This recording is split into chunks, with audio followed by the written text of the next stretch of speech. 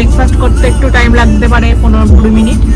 তো চলো দেখি কখন পৌঁছায়।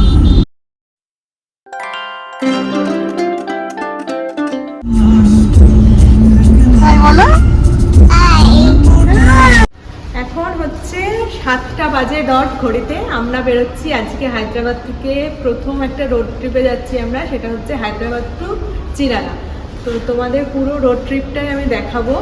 তোজো দেখো গাড়ির ভেতরে বসে আছে, আর আমি ভাবলাম যে তোমাদের স্টার্টিংটা দেখিয়ে দিই। তো চলো আমার সাথে, দেখবে পুরো রোড ট্রিপটা কেমন হয় আমাদের। গাড়ির ডিকিতে লাগেজ লোড করে আমরা সকাল 7টার সময় বেরিয়ে পড়লাম হায়দ্রাবাদ থেকে চিরালার উদ্দেশ্যে।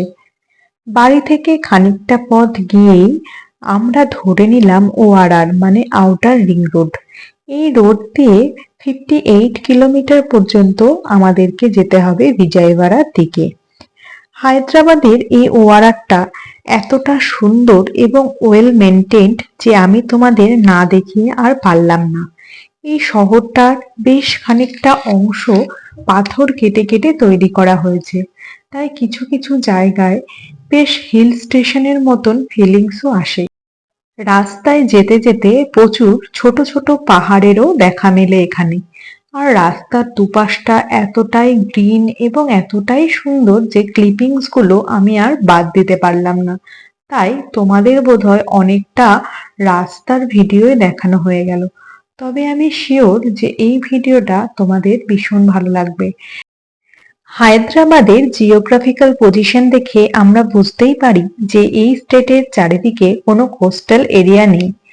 তাই হায়দ্রাবাদের নিয়ারেস্ট বিচ চিরালা হলেও এটা কিন্তু অন্ধ্রপ্রদেশে সিচুয়েটেড, যেটার ডিস্টেন্স হায়দ্রাবাদ থেকে ওই মোটামুটি 350 কিলোমিটার মতো। হায়দ্রাবাদ থেকে তোমরা যারা চিরালা যেতে চাইছো তারা কিন্তু অবশ্যই আমার ভিডিওটা দেখে নিও, কারণ এই ভিডিও থেকে তোমরা কিন্তু সম্পূর্ণ ইনফরমেশন পেয়ে যাবে। ওয়ারার থেকে আমরা এক্সিট গেট 11 দিয়ে বেরিয়ে পড়লাম। এখান থেকে আমরা ধরে নেব NH65।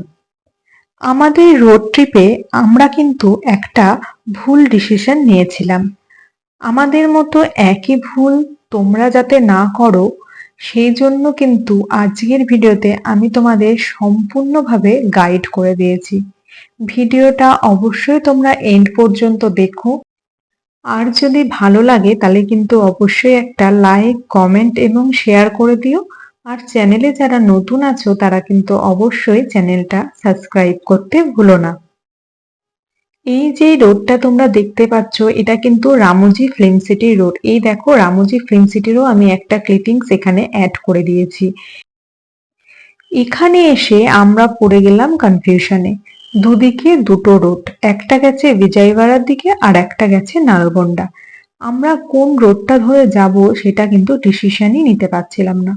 যাই হোক, শেষমেশ আমরা বিজয়ওয়াড়া রোডটাই ধরে নিলাম।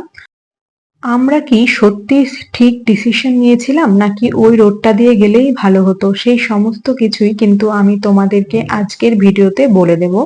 আপাতত আমাদের প্রচন্ড খিদে পেয়েছিল, তাই সূর্যাপীঠের এখানে একটা আমরা ফুড কোর্ট দেখে গাড়ি দাঁড় করিয়ে দিলাম। এবার আমরা রেস্তোরাঁর ভেতরে ঢুকে যাচ্ছি এবং তোমাদের সম্পূর্ণ ফুড কোর্টটা ঘুরিয়েও দেখাবো যে ফুড কোর্টটা কতটা সুন্দর ছিল। এই ফুড কোর্টটার নাম ছিল 7 মিডওয়ে প্লাজা। ভীষণ সুন্দরভাবে ফুড কোর্টটা সাজানো। আর আমরা ঢুকেই দেখলাম এখানে রিফ্রেশ রিচার্জ বলে একটা রেস্তোরাঁ রয়েছে, যার বাইরে টুডেজ মেনুগুলো দেওয়া রয়েছে। এখানে দেখলাম ব্রেকফাস্ট করার মতো মোটামুটি ইডলি, ধোসা সবকিছুই পাওয়া যায়। তো আমরা চটপট এর ভেতরে ঢুকে পড়লাম এবং ঢুকেই দেখি এখানে মেয়েরা সবাই ফ্ল্যাশ মুভ করছে। তো সেটাও কিছুক্ষণ এনজয় করলাম, খুব ভালো লাগলো দেখতে। এরপরে আমরা আমাদের ব্রেকফাস্টটা অর্ডার করে দিলাম। এখানে প্রাইসটা একটু বেশি মনে হলো, আর ফ্লেভারটা প্রপার অন্ধ্র ফ্লেভার ছিল। তো আমরা দুজনার মশালা ধোসা আর তোজোর জন্য দিয়েছিলাম একটা ইডলি, কিন্তু তোজো একদমই কিচ্ছু খায়নি। তো সৈকত একটা ফিল্টার কফিও নিয়েছিল। এরপর আমরা আবার এই বিজয়ওয়াড়া রোড ধরে রওনা দিলাম। এই রোডটাতে আমাদের টোটাল 4খানা টোল দিতে হয়েছে, যেটাতে আমাদের খরচ হয়েছে ওই 650 টাকা মতো। আসার সময় আমরা নালগন্ডা রোডটা দিয়ে কিন্তু এসেছিলাম, সেখানে টোল লেগেছিল 350 টাকা। সুতরাং বুঝতেই পারছো ওখানে টোলের রাস্তাটা কম, তাই টোল ট্যাক্সটাও অনেকটা কম লেগেছে। কিছু কিছু গুগল রিভিউয়ে আমরা দেখেছিলাম ওই নালগান্ডার রোডটাতে রাস্তাটা খুবই খারাপ, সেই কারণে আমরা রিস্ক না নিয়ে এই বিজয়ওয়াড়া রোডটা দিয়েই এসেছি, যে কারণে আমাদের 70 কিলোমিটার এক্সট্রা আসতে হয়েছে। আর আমাদের এখানে সময় বেশি লেগেছে, এক্সট্রা 40 মিনিট মতো। তবে এই ভুলটা কিন্তু তোমরা কেউ করো না, তোমরা নালগন্ডা রোড দিয়েই এসো, কারণ ওখানে আমরা আসার সময় এসে দেখেছি রোডটা একদমই খারাপ নয়, যথেষ্ট ভালো রোড। শুধু দু একটা জায়গায় একটুখানি লোকালিটি এরিয়া রয়েছে, সেখানটা একটু তোমাকে বুঝে সাবধানে ওই জায়গাটা দিয়ে আসতে হবে। তাছাড়া ওভারঅল রোড কিন্তু খুবই ভালো, সময় কম লাগছে, টোল ট্যাক্স কম লাগছে, কিলোমিটার কম। সুতরাং আমাদের কিন্তু কোনো প্রয়োজনই নেই যে এই বিজয়ওয়াড়া রোডটা দিয়ে যাওয়ার। আর তার থেকেও একটা বড় জিনিস হচ্ছে ওই রোডটা কিন্তু অনেক বেশি সিনিক ছিল, যেটা আসার সময় আমাদের দেখতে ভালো লেগেছে।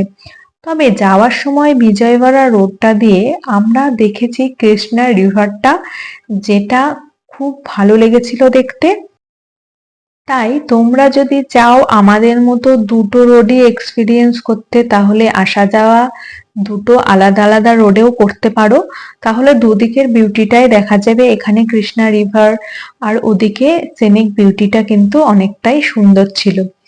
তো আমরা মোটামুটি চিরালার কাছাকাছি চলে এসেছি, আর বেশিক্ষণের রাস্তা নেই আমাদের, মোটামুটি আর 30 মিনিট মতো গেলেই আমরা পৌঁছে যাব। ব্রেকফাস্টের ওখানে আমাদের বেশ খানিকটা সময় নষ্ট হয়ে গেছিল, মোটামুটি 1 ঘন্টা আমরা ওখানে কাটিয়ে ফেলেছিলাম। সেই জন্য আমাদের কিন্তু এখানে পৌঁছাতেও দেরি হয়ে গেল। মোটামুটি 3টে নাগাদ আমরা চিরালাতে পৌঁছেছি। এই যে রাস্তাটা, এটা দেখেই তোমরা নিশ্চয়ই বুঝতে পারছো যে আমরা বিচের কাছাকাছি চলে এসেছি। বিচ বিচ কিন্তু একটা ভাইব সেখানে চলে এসেছে, ওই যে দূরে সমুদ্র দেখা যাচ্ছে।